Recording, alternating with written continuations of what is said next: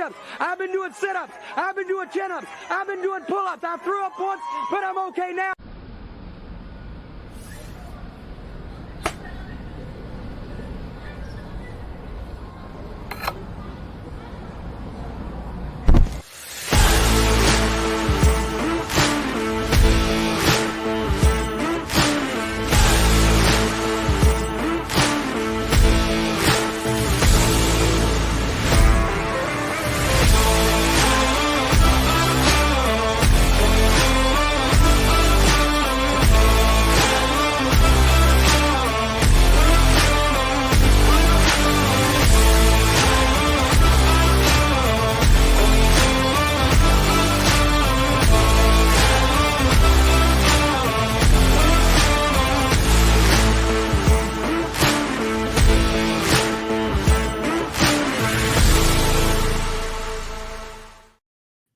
And good afternoon, ladies and gentlemen. Welcome to the Ysn Power Hour. DJ Oakley on this side. We got Richie on that side. You made it. You didn't laugh. I didn't laugh. You were laughing hysterically. We were doing this right before all the other stuff started. Welcome into the Power Hour. DJ Oakley, Richie with you. Of course, it is a Monday edition of the show. And we have some in memoriam. We got some obituaries to read here today, my friend, because Friday was not kind to a lot of our teams, man. I know I was watching the group chat and it was just, like you felt like you were at a funeral a little bit. No, there's definitely a lot of teams that I thought were going to take care of business, that ended up on the short side. But, we do get a lot of the matchups that we wanted this week. I mean, we talked about the golden matchups between Canfield and Ursuline. That's going to happen at Niles.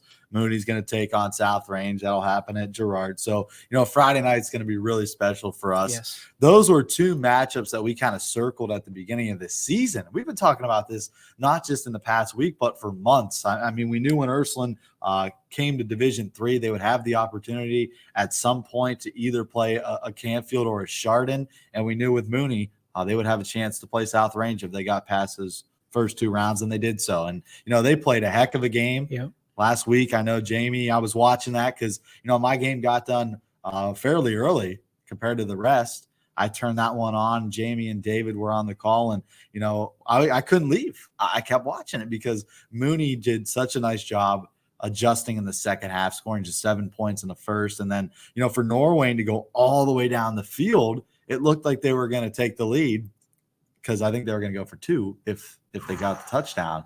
And then Mooney stops them, right inside the 5. So that was awesome. It was a great night for some teams. It was a last night for other teams. And it's just that time of year. You hate necessarily bringing it up even because it's still one of those sensitive little bruises on your arm that you're like, do we go into it? But we have to. I mean, you make it this far, you win a game in the postseason, you get to the second round.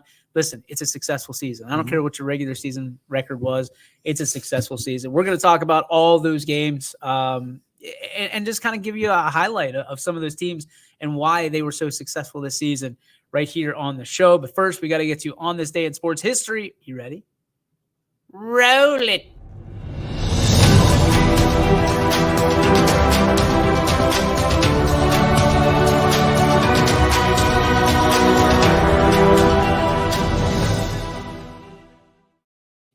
All right, so on this day in sports history, and today's day is the 7th of November, in 1933, Pennsylvania voters overturned blue law by permitting Sunday sports. So not like no wine sales on Sunday, no sports on Sunday. That is, I think we've discussed this once on the show before. But Richie, can you imagine no sports on Sunday? Can you I would imagine do nothing all day? I think I talked with my in-laws about this. Like Sundays used to be a day where like you did nothing. Like there was no grocery stores open. Yep. There was no anything open. It was just for family, and that was it. As much as I love my family, I would go bananas if there was nothing to do, like nowhere to go. Because Sundays in the Oakley house, that's where we get business done. We're going to the grocery store. We're going to Sam's Club, we're trying to get everything ready for the week because there's not a whole lot of time because I'm always here or somewhere doing a game and she's, always at her job and we got the kids. So Sunday's like the business day and the family. What do you do on Sundays? I do the exact same. Like anything I didn't get done during the week, prepping up. I'm ready for Sunday. And, by the time the week's over, Sunday's usually a cool down day. I'd say. I think I spend, the first 5 or 6 hours of the day doing stuff I have to do, like going to church, doing whatever I have to do with my family and, catching up. And then after that, once it hits like the 3 or 4 o'clock hour, I'm on my couch watching football. And that's about it really on my computer. If we have to get a story up or something, or, I'm already prepping for next Friday's game. So, that's really what I do on every Sunday. It's kind of the same thing every week. I mean, I'm very consistent with what I'm doing. You're like an ingredient. That's who you are. OCD. Well, we were talking to Timmy Figley, who was in here earlier, and I said we're kind of like the odd couple. You're the prepared guy that's the Felix of the couple, and I'm the Oscar. Like I'm the dirty guy, like just coming in here. Oh my God, what are we going to talk about today? Doesn't matter. We'll make it work. You're like, well, we have 17,000 correlations of what we can do today, DJ. What like? That's radar. Ooh, Richie, those Canfield Cardinals are going to be going up against the Ursuline Irish this week in a battle of Ysn. You can catch it for $9.99. Radar, you gonna pay for it? Not really. Probably not. Oh man. All right, let's talk about what a weekend it was. I want to start with, because we were talking about Sundays. Yesterday, Steve, Leslie, and myself invaded Pennsylvania. We go to Cranberry, Pennsylvania, as a matter of fact, and the Sports Grill. Sean Pregabon, who just an unbelievable dude. He's been around here forever. Spent 12 years, I think, with the Sports Grill. It was in 2 different locations. One was on South Avenue, where the Magic Tree is right now. Where I'm talking. Yep. Coincidentally, and I said this on the show yesterday, it was one of my favorite places to go. Wanted to be sports reporter, anchor, whatever. And the night that I got engaged, that's where I took Sarah. That we were I wasn't gonna propose there because she said if I ever proposed in public, I'd be dead. Like she'd say no, and that was it. So I remembered that back in my mind. Bye, Quinn. And from a standpoint of, I remember going to the Sports Grill, one of my favorite places, had my favorite dish, couldn't eat it. Like stomach was not agreeing with me because you're so nervous. You're so nervous, yeah.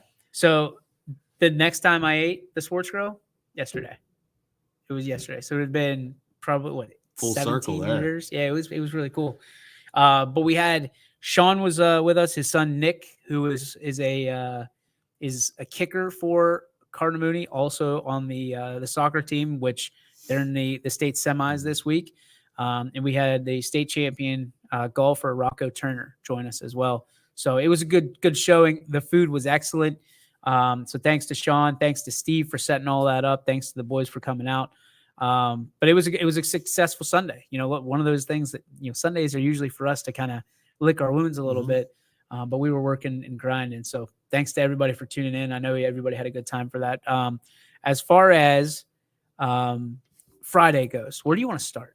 Like, where should we start, I guess, is the best thing. I think we should start with, the teams that departed. Okay. I kind of want to start with Beaver Local a little bit. Okay. I thought they had a great season. Michael McKenzie had some special moments. And when you look back at Beaver Local, they didn't start the way they wanted to. They knew they had two talented squads that came into town with Indian Valley and Salem. And, Salem at the time, they were riding that high horse from last year. They knew they were going to be really good. Indian Valley was a team that ended up being a solid program at 9-3. So taking those 2 losses early, I think, was a little bit of a wake-up call for Beaver Local. But the way they responded after that, taking care of business, finishing 8-2 during the regular season, and then to get to the postseason and beat Coventry the way they did, and then unfortunately dropping to Canton South. But there were so many special moments that this team had throughout the season, and we saw that with our NST plays of the week. I mean, Michael McKenzie was featured multiple times, and there were other plays we could have put on there that we didn't because they've been on so many times. So that's a team that really stood out to me. I thought they were going to go and beat Canton South and get a chance to play in the regional semifinal, but unfortunately that just didn't pan out. So for me, Beaver Local was a team that was a year ahead of where they're supposed to be. This is a team that we thought would be good. We didn't know they'd be this good. And we didn't know we'd be talking about them into week 12. You know what I mean? So I think that they're a team we're going to keep our eye on, certainly going into next year, because they've got a lot of weapons coming back. They've got Coach McKenzie, who is believing in this team now, and how good they can be next year, I think, depends on what they do in the weight room this year. I think they can do a lot of damage. I mean, the amount of points that they put up on the year, if they can get a little bit of defense, right, defensive help to minimize the damage and not have to go into these shootouts, then they're going to be a team that is probably going to be, and they can't rearrange, right? They'll stay D4. I'm pretty sure they're going to stay D4. So you look at that, they could be a team that we're talking about, like West Branch. Great comment right here. Doesn't matter who wins in D4, West Branch is taking it all. They could be a team we talk about, like we talk about West Branch now. Yeah. And building that program. And I think Coach Mike McKenzie, is a big reason for that. And obviously our Mike McKenzie is had the year of his life, his senior year. He's had so much fun. I mean, to be able to call your hometown school, and I've had that experience throughout my last 4 years, but to be a part of the family, literally and figuratively, with your dad as the head coach. I mean, that's such a special moment that he'll never forget. I'm so happy that he got honored on senior day, that they honored him up there in the booth, and he had no idea it was happening. And, it's kind of funny if you watch that video. I think it's somewhere out there on social media where, he didn't want to peek his head out the window because, he's one of those guys that is very humble. He's never really about himself. And, I think that's why we love him. And that's why he does such a great job, because he keeps getting better and better every single time I listen to him. And it's the reps. I was talking to a young man who joined our team this morning, and it's about the reps. It's constantly getting out there. Michael McKenzie has been calling games since he was in 8th grade. Wow. And at the varsity level, like, he was hit the ground running. It was, trial by fire. And his parents were so, like, the way that most parents are with, like, when we play sports, right? It was make sure you're doing your homework, make sure you do the X, Y, Z. And he's playing sports, and he's doing YSN on top of all of that. Yeah. So I couldn't help but smile when I saw them acknowledging him and all of his success over the last 5 years. He's been awesome. He's been great. So, he really has. All right, let's get some comments here. West Branch should win the regional, but beating Glenville is going to be tough in the state semis. I don't disagree with that. Yeah, I like that comment. I think that's going to be a challenge, but that's why you get there. And you know what? It really depends on the situation and the weather. I mean, we've seen certain teams go down when it's snowing. You never know what Mother Nature is going to bring in November. I mean, we saw it last week. It was 70 degrees outside on Friday night. And, not going to be like that this Friday. No. And that allows teams to throw the ball. And we've got some great quarterbacks like we've discussed all season long. So it definitely shapes up the game plan in favor of those good quarterbacks. So you never know. I think Glenville all around is a really talented team. I mean, they beat some really good opponents, including St. Vincent, St. Mary in week number 1. But you know what? I still think that West Branch, anytime you got Drew DeShields and those wide receivers, you got a chance to, go to toe with anybody. All right. So a couple comments. Rocky, can't sleep on Canton South, says Sigler. It caught me at that last second when I was clicking. They put up 48 on West Branch last year. Very dangerous team. That's Canton South. He also says heartbreaking loss for my Beavers, but Canton South team is legit. And I don't disagree with that. I mean, I think Jefferson has their hands full with that. I really do. And they'll play that game at South Range. So a place we're very familiar with naturally.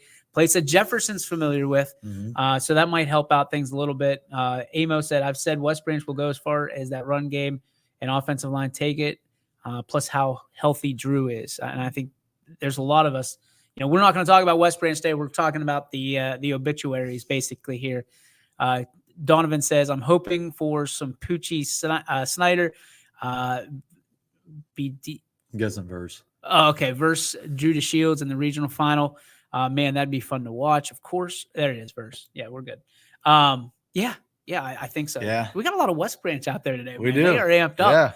Yeah. They should be too. Warrior Nation. They absolutely should be. I mean, they've won 11 in a row after dropping that opener at home to Campfield, which was a great ball game. So this team is, red hot. They beat their rival Salem. They beat Upfield, and you get past Struthers, which we thought was going to be a trap game, but West Branch came out and proved us wrong. And this Akron Bucktold team is pretty solid. They're athletic. They're 7-4, but I don't think their record kind of reflects the power that they have, especially on the outside with their speed. So it's going to be another test for West Branch, but I think they have a favorable portion of this bracket to get through to get to the regional final. All right, let's keep with the obituaries. Unfortunately, the season has come to an abrupt end for our friends over at Austintown Fitch, a team that had battled so much this year. They've overcome adversity. They were overcoming injuries, but they just could not get over the hump against Akron St. V's. Yeah. I mean, and we know who they are. We know who they are and what they are. But now there's a lot of people that are kind of looking at Akron St. V's and trying to figure out what happened, because that's a team that couldn't beat Ursuline, and they do beat Fitch. So when you look at that, like, if you're Ursuline, do you look and you go, well, hey. I mean, St. V definitely turned things around. I think offensively, when I saw them play, that was a struggle. I mean, their offense just wasn't in rhythm. They had some talented wide receivers on the outside, but just weren't able to connect with a younger quarterback who was just a sophomore at the time. And, because their starter got hurt. So I think they got him back, and that offense started to get back in rhythm. And we talked about it last week. Austintown Fitch was going to have a very difficult time running the football against the St. Vincent, St. Mary defense, who's been so stout up front and has a linebacking crew all season long. So to put up 14 points, which was one of the lowest they've scored all season, wasn't a surprise to me. I knew St. V was going to come out defensively and lock them down compared to what Austintown Fitch has done on the ground the last 3 or 4 weeks or so, setting some school records. So I think that's where the adjustment came, but you got to give credit to Coach TJ Parker. What a turnaround this year. Even with some guys injured, they welcomed in a lot of different talent from all over the country. And, I think this was one of the best journeys for one of our local teams to be able to play the talent that they did, even if those teams didn't have a great season. Bringing in different names is kind of cool for us. So it was definitely a nice ride. So one of the things that I've discovered over the weekend, courtesy of Donnie Farron, he calls me up last night and he says, I've got this awesome new thing that you need to try out. So calpreps.com has a projection matchup machine. You can take teams from this year, from last year, all over the country, and you can pit them against each other. So this is one of those matchups we've always kind of looked at. Austintown Fitch, Ursuline. You look at it. Did they play this year?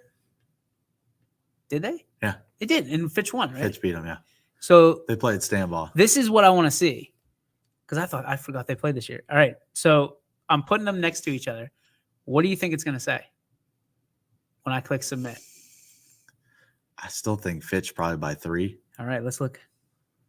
Submit. Austintown Fitch, 38. Ursuline, 34. So close. Wow. Okay. So now when you look at this, like, I've been using this for games. You've been doing this all week. Yeah. So like hypotheticals, like the cool thing is we can go back, right? And again, it's Cal, like California, calpreps.com. So you can do any team. Yeah. So listen, the 2002. You ready for this? What team are you going to pick from 2002? Oh, you wait. You wait. Who do you think I'm going to pick from 2002? How good was South Range in 2002? No, don't you worry about South Range. Don't you worry about South Range. I went back to Oh, 2022. it juked me. Come on. I'm killing the ratings right now. 2002 Ohio, 2022. Yeah, it's not letting me do it. I was going to put the You can't 2002 compare Bulldogs. years. Okay. So what's one matchup that you would have loved to see this year around here? We've gotten almost all of them, actually. After this week, I think I guess the only other one would be probably Austin Town, Fitch, and Canfield would be the other one. A little rematch because, Fitch, let's be honest, they got beat up last year at Canfield. So I think they're going to come in with some newfound energy this season at their home field. And I think that would have been one of the best games of the year in the regular season. Trying to think of some other ones. Are you ready? Okay. What's your guess? Don't look. I'm going to say Canfield by 6. False. What Fitch 35, Canfield 27. All right. I mean, it would be a one-score game. Like what is this thing? CalPreps. CalPreps.com. That's exactly what I think it would be. Hang on. We'll do that during the break so we don't screw it up. Canfield versus South Range. All right, they want to hear Canfield versus South Range. All right, hang on, Rocky. Let's throw it up there. Canfield. You did that one earlier, didn't you? I think so. Let's get South Range in there. South Range won, didn't they? Yeah, they had them by 3, I believe. Oh wait, you missed it. Go up. South Range. There we go. All right. South Range 28, Canfield 21. That's a different score than it was before. I think so. Yeah. Interesting. If you have matchups that you want us to run in this projection machine, we're willing to do it. So just throw them up there, and we'll see how it goes. So far, we've only been able to do 2022s versus 2022s. Yeah. Like they've got all the listings. But if you have a matchup you want to see, St. V's beat Ursuline. Mm-hmm. I thought it was the other way around. Mm-hmm. Man, see, this is why I should not be a CEO of a company. Thought my boys Cheney would put up a better fight. Fitch and Akron V's came down. Who made the last mistake? Yeah, Cheney had a rough outing, and that's kind of the next route we're gonna go. I mean, a great season. Seth had a great season. His first year back at Cheney, his first year under head ball coach with the big whistle. So when you think about Cheney, what's the one thing you think about this year? What's the one word that comes to mind? Talent. Yeah. Talent. But, in that Kenston game, they're missing Jason Hewlett. Hewlett did not play on Friday night. So you take out probably your best player on the offensive side of the ball outside. I think DJ Waller had a lot of weight on his shoulders because when you miss a guy like Hewlett, who's a guy that gets the ball maybe 15, 20 times a game, you got to replace him with somebody. And Waller was the guy that kind of felt a little pressure. And I think Kenston did a great job defensively against the Cheney offense, putting up just 7 points, which I believe is the least amount of points that they have scored all season long. So this Kenston team, I think, is going to put up a fight against Chardon. It's going to be the second time that they play the Hilltoppers this season. It's hard to beat a team twice. We saw that. I mean, we already had one matchup go the other way with Jefferson, who saw Girard the second time around and they beat him. So I really think that Kenston's a better team than a lot of people think. They've had a historically great program. 2018 state champions. Canfield knocked them out 2 years ago in the regional semi. So I don't know. I think Cheney had the athletes, unbelievable turnaround, best record since the program's been back. They beat Canfield at home, which was their staple win on the season. And, I want to salute Seth Antrim, his squad, all those coaches out there, an incredible job coaching, these young guys. And I think they're going to be good again next year. They got a lot of talent, especially when you have a sophomore quarterback. Yeah. I think Cheney's going to be good for a while. And I think what people don't understand necessarily all the times, and I hate to kind of hit this constantly, is those inner city schools have to deal with some of the problems that we don't have to deal with. Mm-hmm. Some of the issues that we don't have to necessarily we have to deal with. So for Cheney to be consistent is one of the toughest jobs that Seth has to do, and that coaching staff and that team for that matter. So for what they did this year, I think the Valley's proud of them naturally. And I think that's a team that we're going to be watching all off season and wondering how good can this program be in 2023. Mm-hmm. So, all right, we have Jim Bartell says, Cheney and Fitch did not play this year. What would it have been? Well, let's look into the old Cal Preps fog machine. And on a neutral field, Fitch would have beat Cheney 35-19. Ooh. There's a lot of Cheney people saying, whoa, whoa, whoa, I whoa. don't know. Fitch is saying, yeah, that's right. This thing is all for fun, naturally. So I don't know how they get their algorithms. I don't know if it's just some dude throwing a dart at the wall and it's like 35-19. That's what we're going to do. Amo says, Struthers coaches and stats guys in the booth Friday night were shocked about Girard losing. I think we were too. Do you want to use that as the next? Yeah.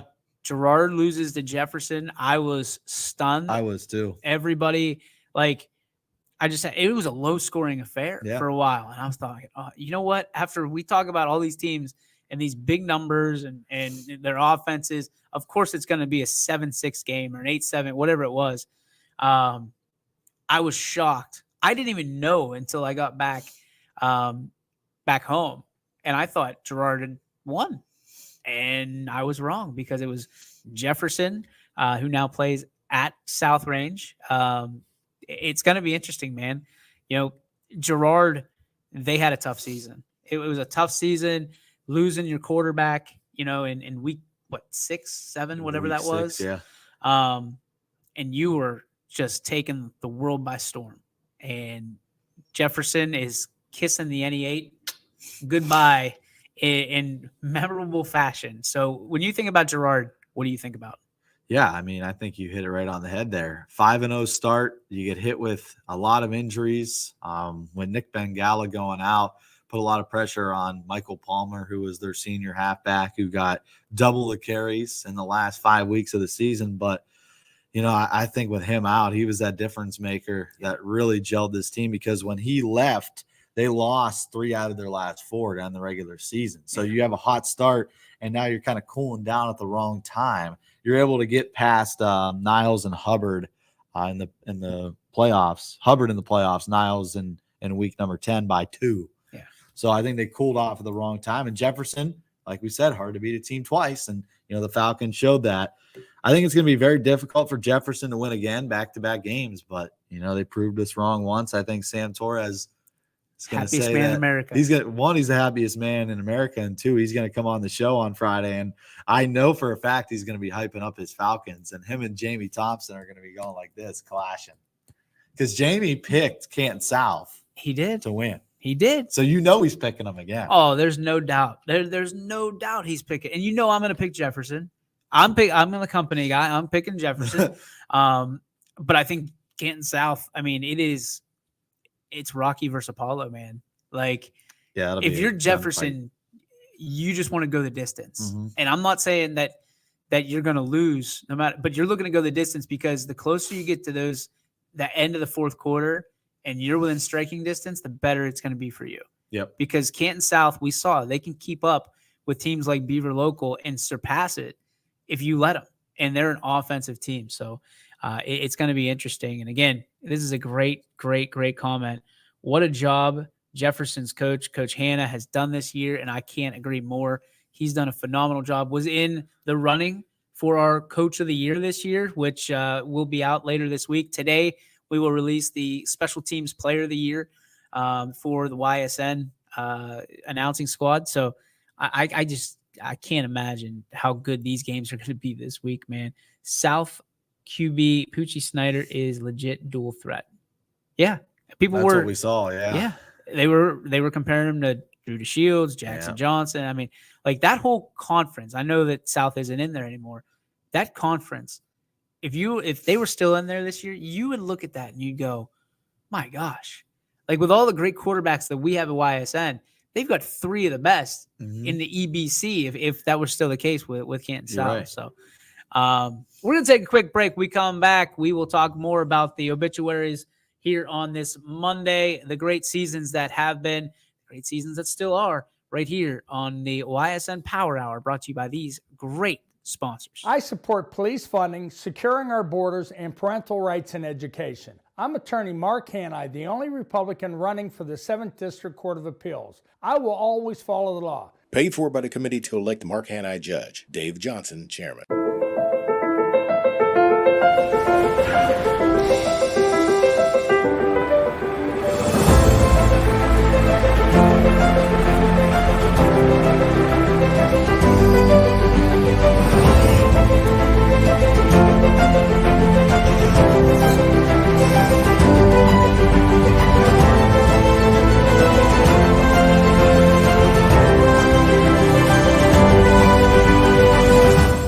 Fall is in the air. The kids are back to school, crowds are cheering for the home team, and Myers Family Insurance is prepped for another crazy Medicare season. Every year there's changes, some big, some small, so it's important to have a conversation to make sure your plan is going to meet your expectations for the coming year. Give our team a call today to schedule your annual review. For all your Medicare needs, call Myers Family Insurance or visit us on the web. Check us out online at myersfamilyins.com.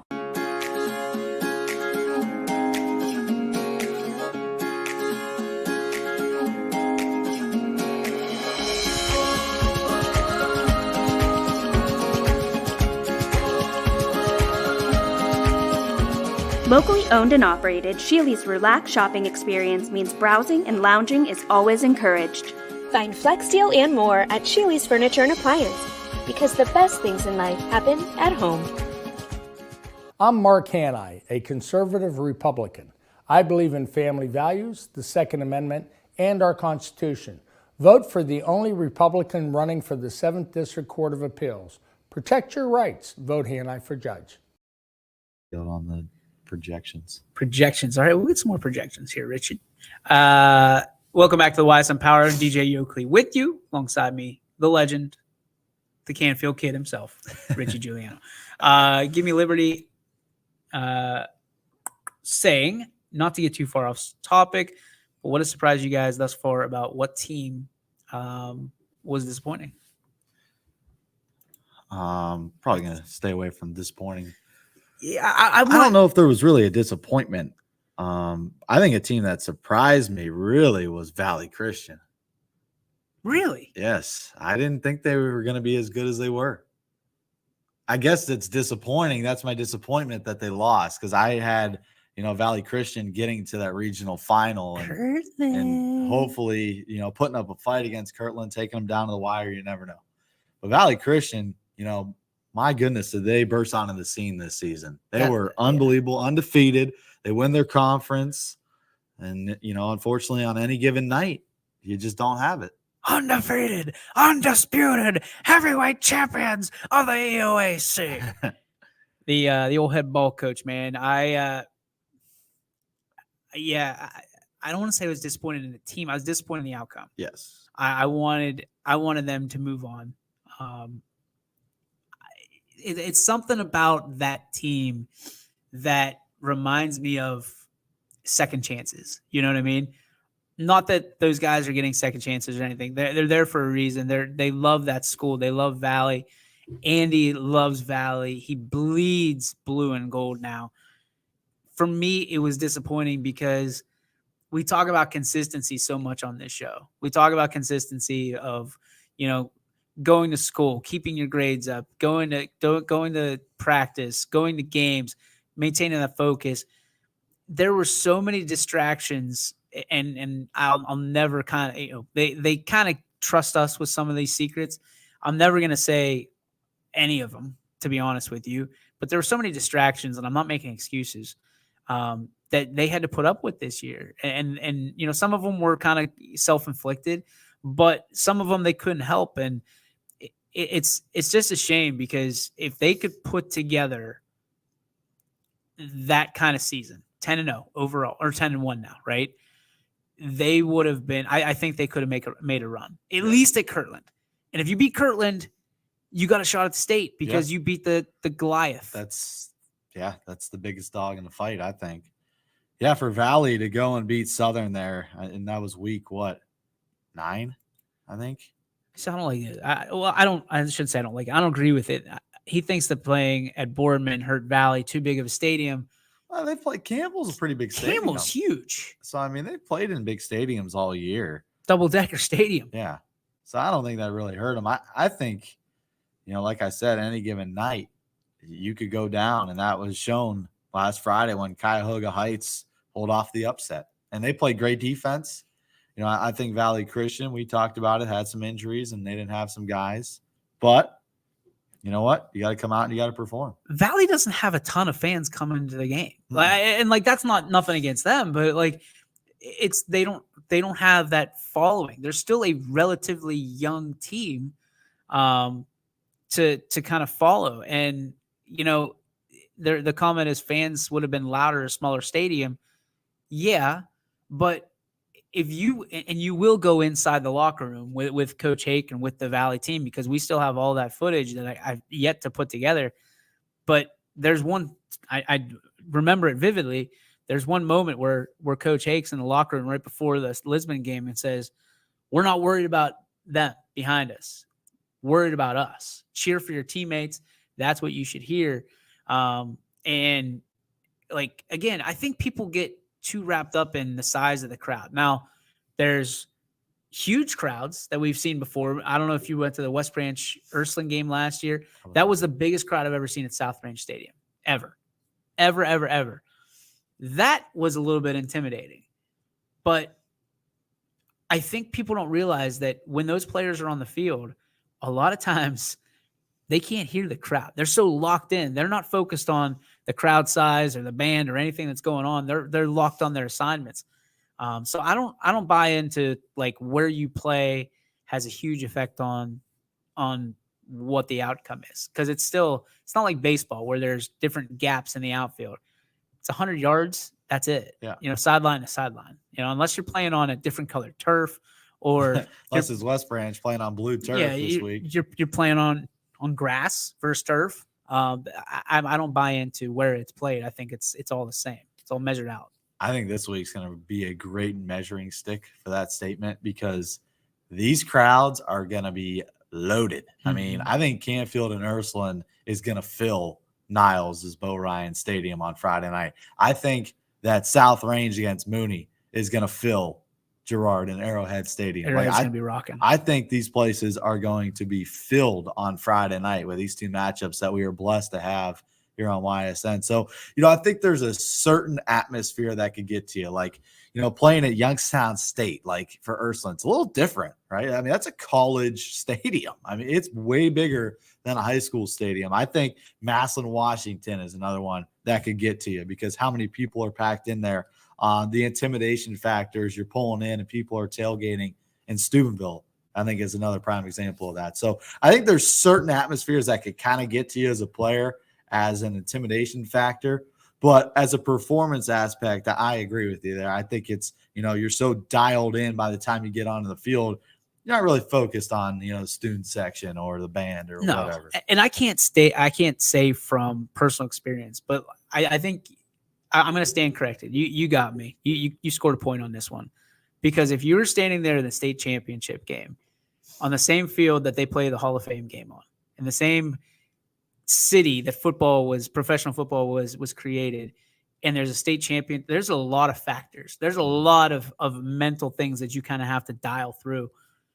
So I'll give you a point on that one, because that's phenomenal.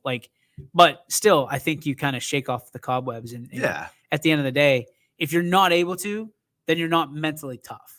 You've got to be able to dial in at some point and go, okay, this is the same size field that we play on no matter where we play. So I'm interested to see, kind of like you said, the crowds are going to be a factor.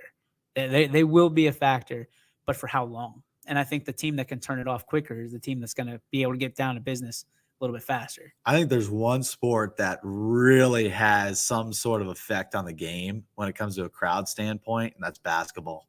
See, I think baseball too. Baseball is a little different. I feel like baseball in the playoffs, not the regular season so much, but basketball, everybody's so close to you.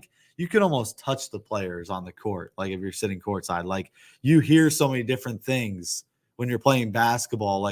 You could almost hear somebody yelling at you compared to football. you can't hear anything out there, right? But when you're playing basketball, you could hear everything. See, And that's it's fun. interesting. And behind the hoops. Oh yeah. You got people distracting you behind the hoops. Like I feel like the fans have like some sort of an effect on the game of basketball, especially at the high school level with these gymnasiums. Like if you ever go to Hubbard, they've got bleachers right behind the baskets. It's like so distracting. Baseball, I think, especially at the pro level, when you get to the playoffs, we saw it in Pittsburgh years ago with Cueto. Yeah, that's a good example. What was it? Is it Mississippi State? Yeah, where they do the ball 4. Yeah, ball 5. Yeah. So there's an intimidation factor, but the crowd has to be there. Like, I don't know. Here's a good topic for us. Who has the most intimidating crowd? There's one team, and I got to go with West Branch for mine. They bring it, dude. They are like, when it is time to rock the stadium, West Branch shows up. They show out, no matter the sport, whether it's girls or boys. They will absolutely fill that place, and it is Beloit versus the world. It's nuts. That's tough. I'm trying to think of one like where I was at that was crazy. One I really did enjoy, and this was back in the day, was Howland. Ooh. Howland back in the day when their football program was like one of the best. It was difficult to get a win at that stadium because it's not the biggest, but that's what makes it special, because they pack it and it was full and it was everything so close. So it was loud. I liked Howland. Howland student sections they're insane. Ridiculous. They're so smart. Like they've got great IQ of the game. They've got great IQ of, like, they do their due diligence on the opposite player, on the opposing players, because they want to get under their skin. To the point where I was going through the phone, and I saw that the Georgia quarterback, his phone number leaked out on Friday night, and Tennessee fans called him all night. Oh, so when he scored his first touchdown, he threw this guy up. Nice. Which is awesome. I would have picked up too. I'd been like, hello. Yeah. No, you wouldn't. Maybe after the first couple. And then after like 5, you'd be like, this is just annoying. Yeah. If you've ever seen Richie get mad, it's not funny. It's funny because he never gets mad, I guess. Like you go instant just anger. Just an angry guy. But that's never you. That's like 0.1% of your life. But when you get Richie peeved off, yeah, you better watch yeah, out. Bye. I'm out of there. Except when I giggle on the way out because I didn't do it. Springfield also. Springfield. Oh my. Springfield against Ursuline basketball is probably the loudest atmosphere high school wise I've been in calling a YSN game. It was unbelievable how loud that place was because it's so small, but it was so packed. Like every seat was full to the point where they were like putting people on the baseline to stand there because there was no seats left. It was so loud. Like Springfield fans, they show up like no other. Yep. And again, another doesn't matter. Springfield and West Branch are very similar in how they carry themselves. Very school pride, very, you know what I mean? And I think part of it is like Beloit. It's not Beloit High School, it's West Branch, and it's New Middletown, not Springfield. You know, so I think there's something that goes with it. Same thing with South Range. You know, South Range is not it's not place. Canfield, obviously. Yeah, it's a camp. You know, Greenford. Yeah. All, you know, so very interesting. Do you have any other ones out there? I'm gonna agree with who said that 440 burner account Cheney. You know, I got the opportunity to witness Cheney back-to-back weeks against Canfield and Ursuline, and you know that community brought it. They were ready to go. They packed the stands. Same exact situation I had at Springfield, where they were lined up over the railing, standing up, and just going berserk. Like, it's awesome to watch a game there because what's special about it, the fans are all on one side. So you hear a big play from this team, and then there's a big play from the other side, and then they're jawing at each other. And it's like everybody's in the mix, right? It's fun. It's fun to call a game there. It really is. What about, have you ever called a game at Boardman? I have. For boys basketball? I have, yeah. That is a really cool environment. I want to give a shout out to Boardman's band. Oh, they have people singing, students singing. Singing. Yep. It's unbelievable. Their band, I think, is the best band around the area. Okay, I'm gonna respect your opinion because I know how good their band is. But I got to give a shout out on Friday night. Garfield's band was so good. Really? So, like, they're not the biggest band. Yeah. So, Gary and I, we always put our headsets out there so you can hear the band, you can watch the band, the formations, all that stuff. I was doing this in the press box the second they started because they hit you with the horns immediately. And, like, our windows are open. All of a sudden, it was like this. I was like, whoa, whoa, because it was like somebody had a trumpet, like, in my ear. It was ridiculous. I was so impressed. And the notes were crisp. And I know I'm not a band, like, connoisseur, but, like, I sat there looking down at the band. I was like, whoo, like, they brought it. They brought it. So kudos to the Garfield band because they just absolutely were on fire. I don't know if that's just a regular thing or they just say, hey, we're going out with a bang. Salem brings it as well. East Liverpool, Beaver Local, Boardman. I think Amo is just listing places that he wants to go. Call games. Cheney basketball last year versus Harding was insane. Yeah, I can imagine that. Yeah. Shout out Lowellville from yes. So we were gonna get there. I promise. Lowellville season comes to an end. Lucas.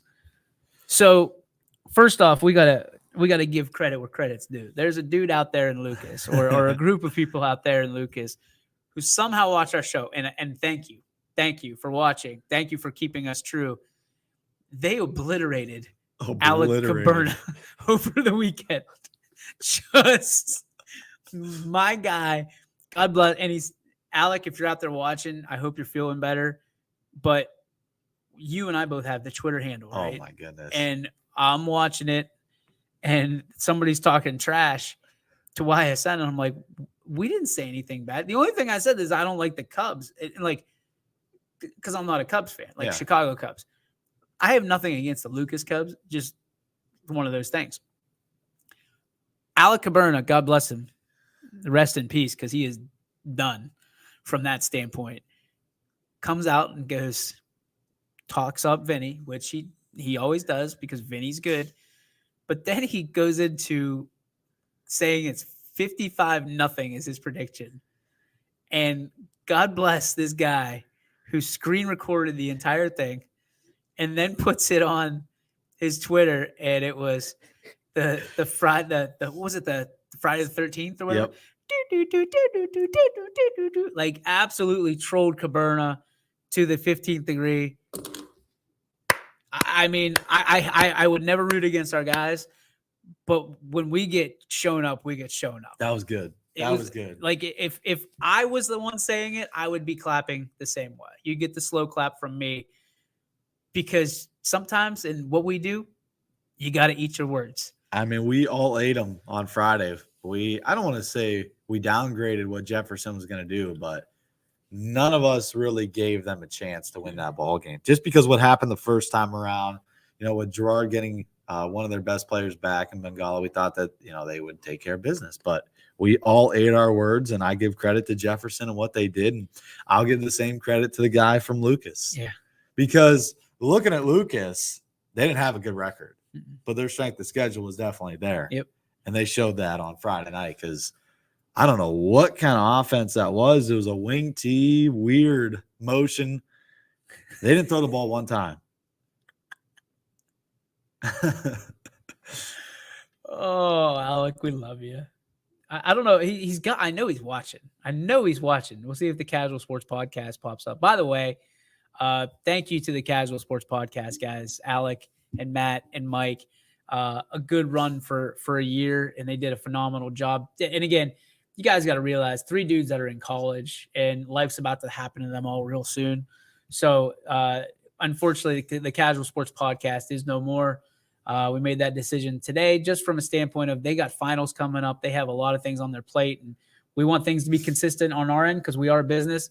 So I want to give a tip of the cap to those guys. They did a phenomenal job over the course of the last year, and Alec, keeping things going regularly. And they got their mouth, they're still 22 years old. Their mouth's going to get them into trouble sometimes, but naturally they were there and they took it. They took responsibility and accountability. So, but I love people were just absolutely love picking on Alex sometimes because he has that persona. So anytime Alec picks a team, you pick against him. Poor guy. Hey, he was on the Louisville Rockets wagon all season long. You got to give him credit. Valley. And Valley. He called it. He said Louisville was going to have a great season. Everybody was waiting for them, to lose one. They never did until they got to that Lucas team, which was pretty solid. So, what a season for Louisville. I know they had, a very memorable one, best record since 2002, where, Coach Mamula was a captain and part of that team in Louisville. So that was definitely special for him to be a part of that as well. They're going to lose a lot. There's no doubt. I mean, you lose your best players on both sides of the football, but we'll see how they respond. Panofsky, Luceni, Balone, some of their linemen as well. I'm interested. We got a couple more games to get through before we get out of here. Excuse me. Who else we have? United Kirtland was one. United season. I mean, that's a young team to me. They've got some dogs that are going to be there next year. I think for my opinion, they're one of the favorites in the EOAC. Them and Southern, I think, are going to be the favorites in that next year.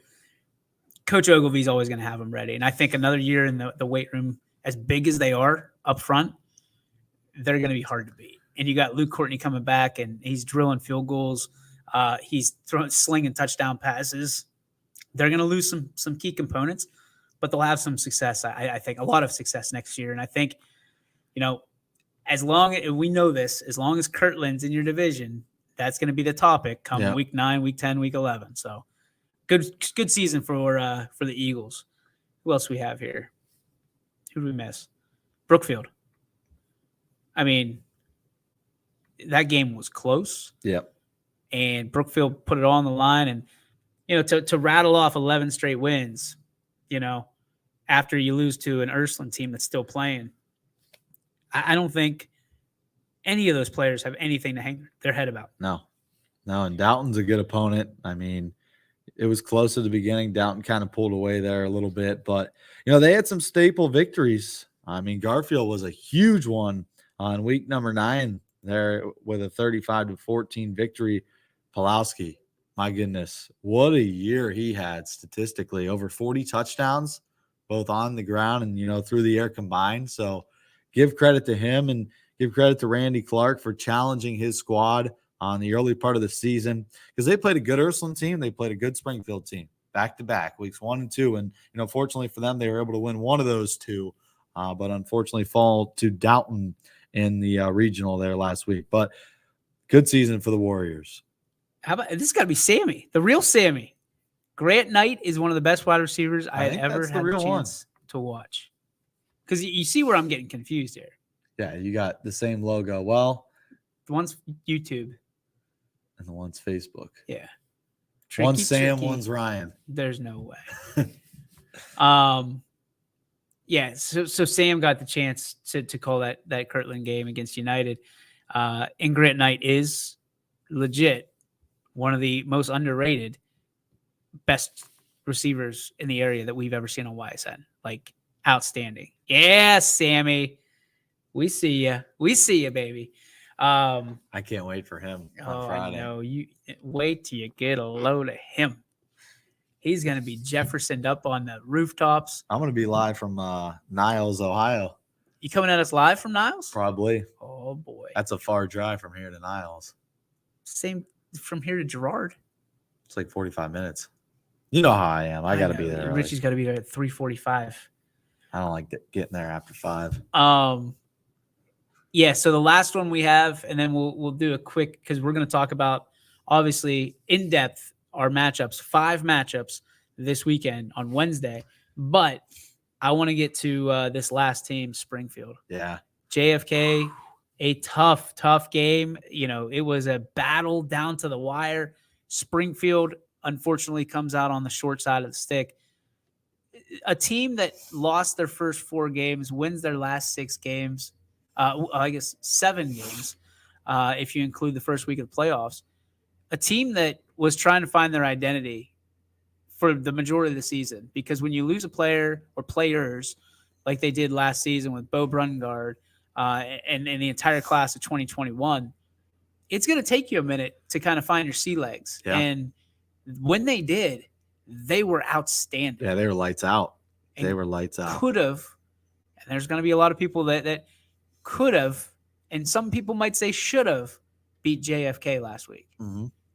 And who knows how far their run goes after that, because if you beat number 1 JFK, woo, Look out. got a good feeling you're going to beat the next team too. So we could have seen the Springfield Tigers, both D6 and D7, kind of take over.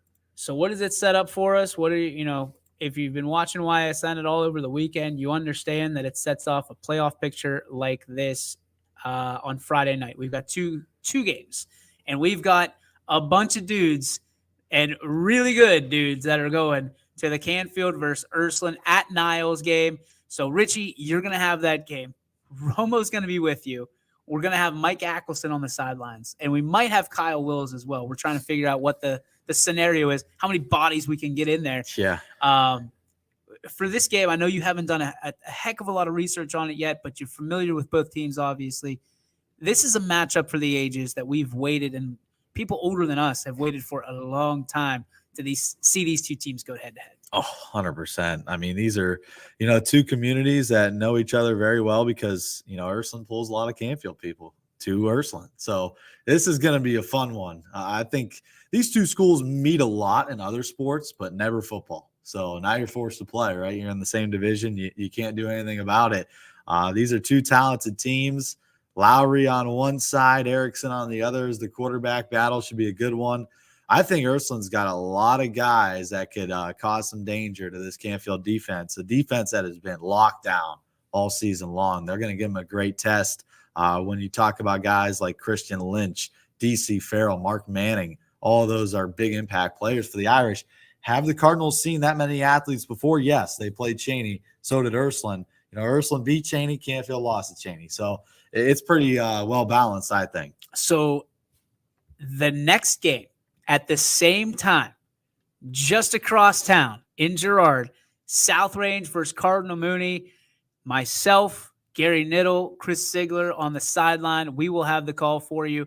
This is the only place in the world that you're going to be able to watch these two games at one time for one price of $9.99. And here's spoiler alert, bud.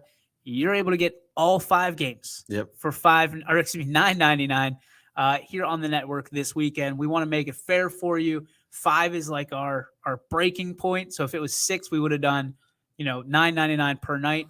5 games, $9.99. Just enjoy them. Just enjoy them, because this is really the last round of games that all locals you can enjoy. We want to make sure that you can have that. Speaking of locals, we're in JFK versus Southern at Canfield.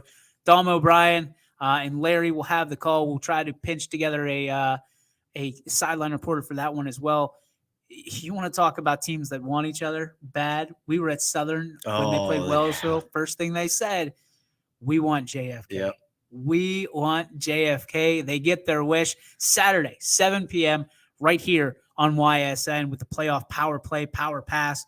Also, you'll receive Canton South versus Jefferson at South Range. Pat and the 440 boys will be there. That means Sammy's going to be there getting busy with a young fella. And then, of course, our final and 5th game, the 7 p.m. kickoff of West Branch at Bookville at Ravenna. The Blue Smurf Turf will be on YSN video for the first time. We've never had it on video that I know of. So adjust your eyes a little bit. Do audio there.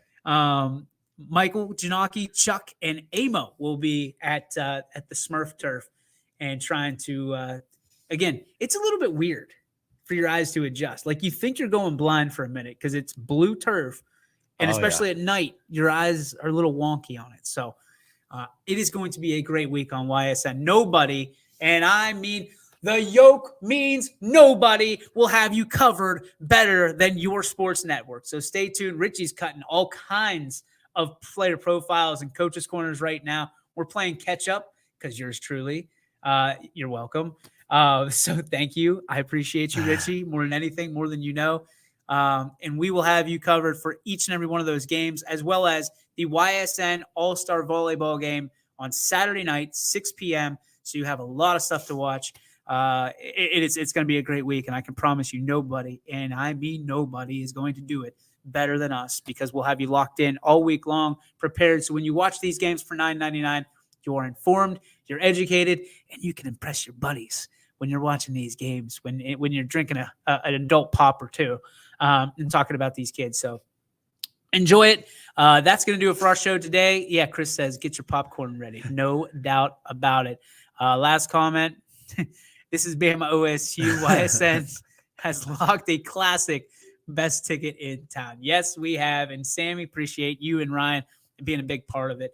That's going to do it. Richie, any last words? I think we talked about everything. I'm ready to go. Let's peace out of this place. Let's read a book.